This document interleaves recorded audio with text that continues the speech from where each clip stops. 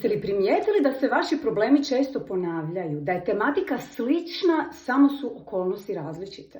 To se događa zato što nama upravlja naša podsvijest, a našom podsviješću upravljaju naša uvjerenja. A ako vi, na primjer, imate krivo uvjerenje da niste vrijedni prave ljubavi, da ne zaslužujete poštovanje, ili da ne znate ili ne možete zaraditi novac, ili da se novac jako teško zarađuje, vaša će vas podsvijest uvijek voditi do okolnosti koje u vašem životu potvrđuju to vaše podsvjesno krivo uvjerenje. Postoji izvanredan alat utemeljen na znanosti koji vas želim naučiti. Nešto što možete raditi svaki dan samo 1 minutu. Alat kojem sam poučila mnoge moje klijentice koje baš zbog toga danas žive svoje sretne živote.